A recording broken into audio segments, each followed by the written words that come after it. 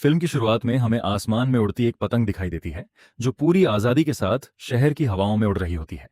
उसी शहर में हम एक छोटी सी फैमिली को देखते हैं। इस परिवार में एक बेहद प्यारी बच्ची है जिसका नाम वन है। वन केवल 8 साल की है और उसके साथ उसके पिता डोंग और माता मी रहती हैं। वन काफी समझदार बच्ची है। इसके बाद हम उसे स्कूल में देखते हैं जहां वह घर जाने की तैयारी कर रही होती है, लेकिन उसके दोस्त उसे अकेला छोड़कर चले जाते हैं और वन अकेले ही घर लौट आती है। अगली सुबह जब वह स्कूल जाने के लिए तैयार हो रही होती है, वह अपनी माँ और पिता से बाल बनाने के लिए कहती है, लेकिन उसकी माँ काम में बहुत व्यस्त होती है और उसके पिता भी अपने काम की वजह से काफी व्यस्त रहते हैं।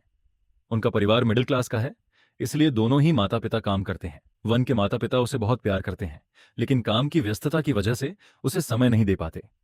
जब वन स्कूल के लिए निकलती है, अचानक तेज बारिश शुरू हो जाती है। उसकी माँ कहती है, क्या मैं तुम्हें स्कूल छोड़ दूं? लेकिन वन कहती है, नहीं, मैं बस 3 मिनट में स्कूल पहुंच जाऊंगी। माँ उसे चेतावनी देती हैं कि बड़े रोड से ही स्कूल जाना। वन स्कूल की तरफ चल देती है।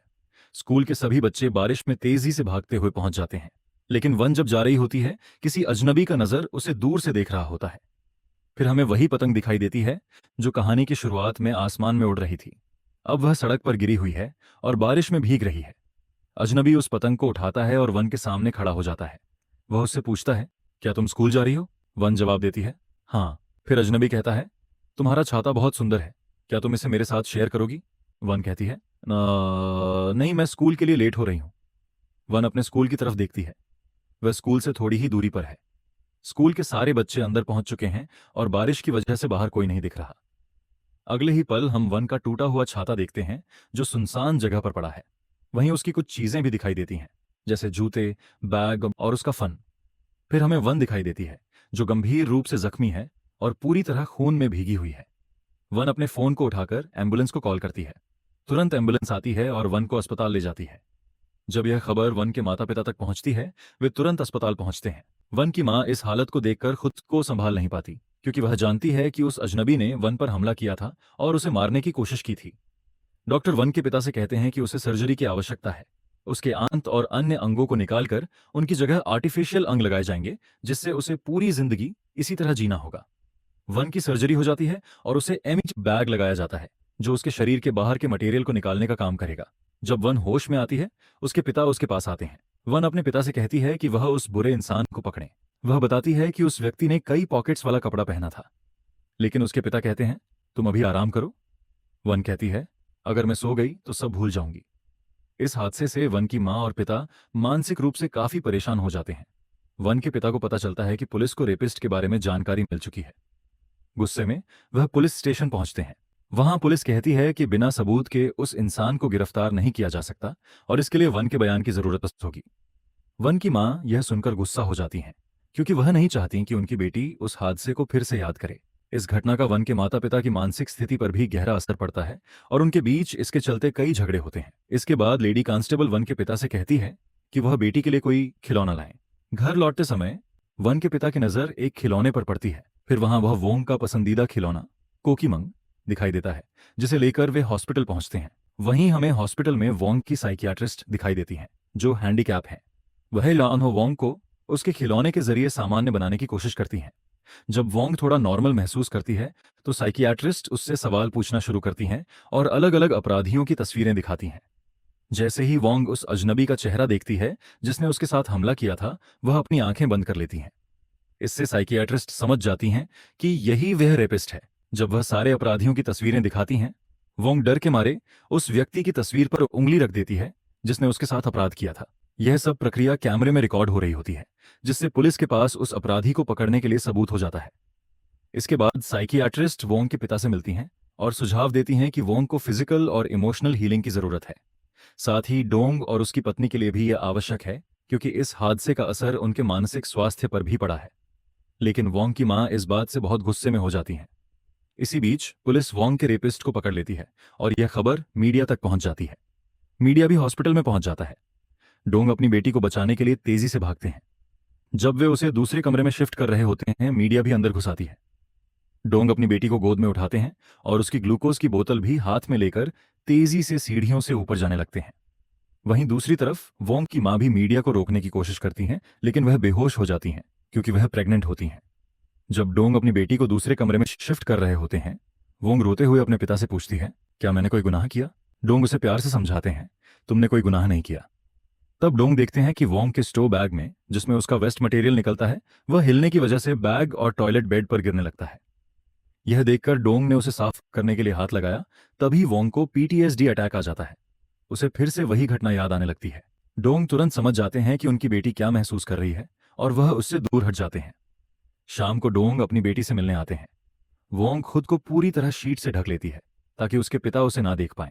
डोंग भी दूरी बनाकर बैठते हैं और कहते हैं, तुम्हारी माँ की तबीयत खराब होने की वजह से वह तुमसे ज्यादा नहीं मिल पाएंगी और तुम्हारा कोई छोटा भाई या बहन आने वाला है। लेकिन वन अपने पिता से बिल्कुल बात नहीं करती और सीट से बाहर नहीं आती। डोंग समझ जाते हैं कि पिछले हादसे के कारण वह उन्हें देखना नहीं चाहती।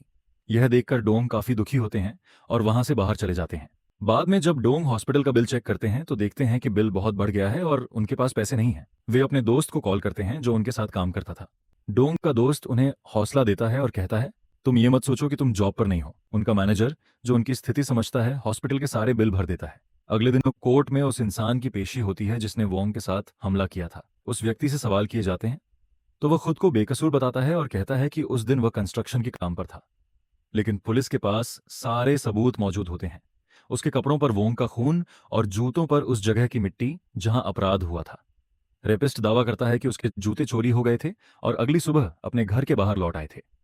यह देखकर डोंग के दोस्त का गुस्सा भड़क जाता है। वह अपने जूते निकालकर रेपिस्ट पर फेंक देता है, जिससे पुलिस उसे बाहर निकाल देती है।